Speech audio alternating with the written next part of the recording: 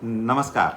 ये जितने भी ईपीएफ खाता धारक हैं, जिन लोगों की सेवा ईपीएफ से आच्छादित है, जी हाँ, उन सबों के लिए बहुत बड़ी खुशखबरी है।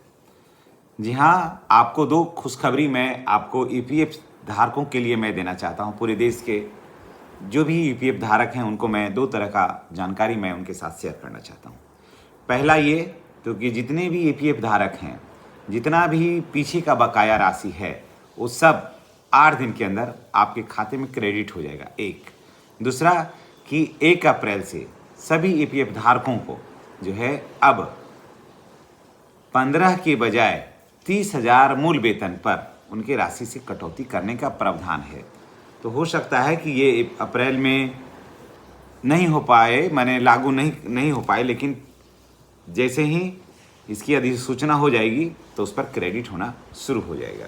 क्योंकि इसके लिए आज से 3-4 महीना पहले ही इस पर पूरा खाका जो है इसका तैयार कर लिया गया था। इसकी रूपरेखा जो है तैयार कर लिया था। इसका स्ट्रक्चर जो है वो तैयार है कि 14 साल पहले आप देख रहे होंगे, जो भी ईपीएफ धारक हैं, आप देखे होंगे कि 15,000 मूल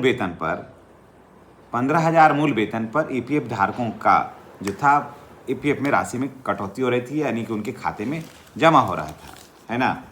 तो उसमें क्या हो रहा था कि 1,800 रुपया जो कर्मचारी थे वो दे रहे थे, जो एम्प्लॉय थे वो दे रहे थे, और बाकी सरकार दे रही थी उसमें। तो 3600 रुपया आपका मोटा मोटी जमा हो रहा था। तो ये जो था वो 14 साल पहले था। ये 14 साल पहले था।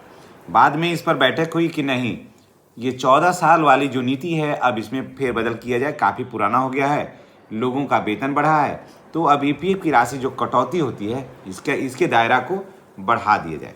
तो इसका दायरा बढ़ के हो गया अब 30,000 रुपया, कि इसको 30,000 रुपया मान के, कम से कम 30,000 रुपया मान के किया जाए।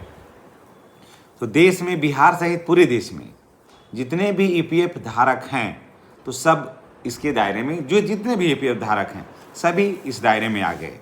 चाहे वो छोटा कर्मचारी हो या बड़ा कर्मचारी हो, सभी इसके दायरे में आ गए।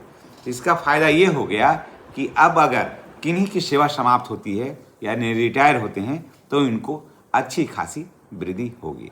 अब चलिए बात करते हैं कि ईपीएफ धारकों को जो नहीं मिला था राशि, ऐड नहीं मिला था, इंटरेस्ट नहीं मिला था, उसके संबंध में हम आपके साथ जानकारी पहले अब शेयर कर लेते हैं कि क्या कुछ बातें निकल कर आई है, क्या बेनिफिट होने वाला है। इसकी चर्चा बहुत सारा बार हो रहा था, और जबकि मैंने इसके पहले भी 2 वीडियो मैंने इस पर ऑलरेडी बना रखा है कि ईपीएफ का सबसे बड़ा फायदा यह है कि इसमें एक एक रुपया जो है ना वो इधर से उधर नहीं होता है। और अब हम आपको बता देते हैं कि अप्रैल मई में ही मिल जाएगा ब्याज। अप्रैल से मई के बीच में जितने भी ईपीएफ धारक हैं पूरे देश का, सिर्फ मैं बिहार की बात नहीं कर रहा हूँ या यूपी की बात मैं नहीं कर रहा हूँ, पूरे देश के धारकों का ईपीएफ खाते से अप्रैल और मई का जो है ना ब्याज जहाँ मिल गया वहाँ तो ठीक है, जहाँ नहीं मिला है वो मिल जाएगा। अब देखिए क्या है, नई दिल्ली कर्मचारी भविष्य निधि संगठन ईपीएफओ इस वर्ष ईपीएफ खाता धारकों को वित्तीय वर्ष 2025-26 का ब्याज उनके खाते में रिकॉर्ड समय के भीतर जमा करने की पूरी तैयारी कर ली है। ईपीएफओ को की योजना है कि इस महीने यानी अप्रैल में घोषित 8.25% ब्याज जमा करने की शुरुआत कर दी जाए और मई के अंत तक सभी खातों में ब्याज जमा कर दिया जाए। हालांकि संगठन को बीते वित्तीय वर्ष के लिए घोषित ब्याज दर जमा करने के लिए अभी वित्त मंत्रालय से मंजूरी का इंतजार है। सूत्रों का कहना है कि ईपीएफ न्यासी बोर्ड द्वारा तय ब्याज पर वित्त मंत्रालय को मंजूरी आते ही इसकी अधिसूचना जारी कर दी जाएगी। यानी कि प्रोग्राम इसका बन गया है, लेकिन वित्त विभाग से इसकी मंजूरी आवश्यक होती है। तो जैसे ही ये घोषणा हो गया तो वित्त विभाग से जैसे ही इसकी मंजूरी होगी, उसके खाते में टकाटक पैसा जो है वो जमा हो जाएगा। अब यहाँ पर आपका 1 रुपया भी ईपीएफओ में आपको बकाया नहीं रहेगा।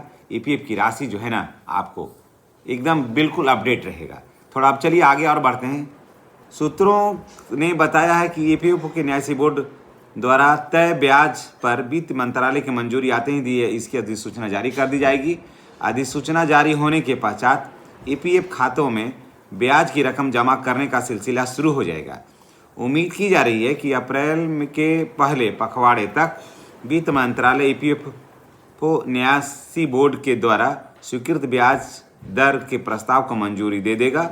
और सूत्रों ने बताया है कि श्रम मंत्री मनसुख मांडविया ने भी ईपीएफओ सदस्यों के खाते में ब्याज की रकम यथाशीघ्र प्राथमिकता के आधार पर जमा करने का निर्देश जारी किया है कि आप जो है हर हाल में तय समय के अंदर ईपीएफओ का राशि जो है वो जमा कर दें। तो देखिए आपको दो तरह का फायदा है।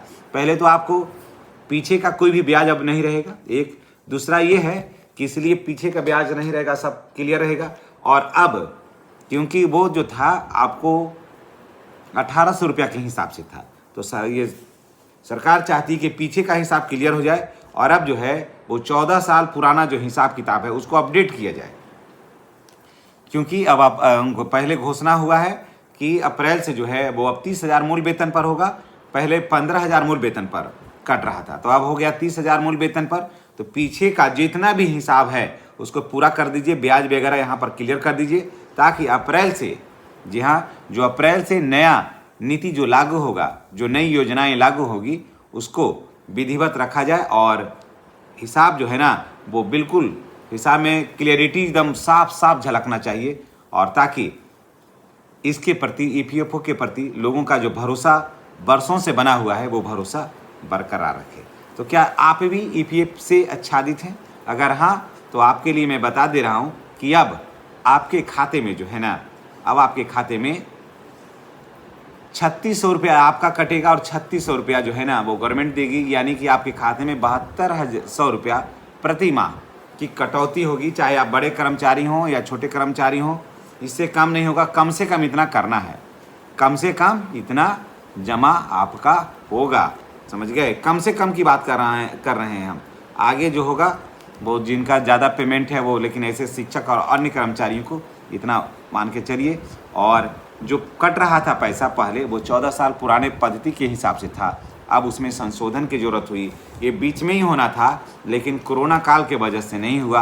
अब सब कुछ नॉर्मल है और फिर 1-1.5 साल के बाद सरकार को चुनाव में भी जाना है ना, केंद्र सरकार को। तो चाहती है सरकार कि बिल्कुल इसको 29 में इनको चुनाव में भी जाना है, तो इसके लिए सारा कुछ क्लियर करके चलें ताकि आने वाला समय में सरकार को काफ़ी सपोर्ट मिले और इसका भरपूर लाभ हो। जैसा कि नीतीश कुमार जी को मिला था 10-10 हज़ार रुपये जब जीविका में दिए तो धड़ाधड़ इनकी सीटें जो बढ़ गई और बिहार में इनकी सरकार बेधड़क बन गई। तो केंद्र सरकार भी ये चाहती है कि ईपीएफओ का जो राशि है दें और उसका 100% जो बेनिफिट है, 14 साल पुराना जो नियम है उसमें सुधार करें ताकि खाता धारकों को अधिक से अधिक बेनिफिट हो सके। तो चलिए इसी के साथ मैं आपसे विदा लेता हूँ। जैसे ही ईपीएफओ का कोई और नया अपडेट निकल कर आएगा हम आपके साथ निश्चित रूप से साझा करेंगे। और अगर आप ईपीएफओ से आच्छादित है, अगर आप ईपीएफ में ही आपका अकाउंट है, तो आपके लिए आने वाला कल ना बहुत सुनहरा और सुखद होने वाला है। धन्यवाद।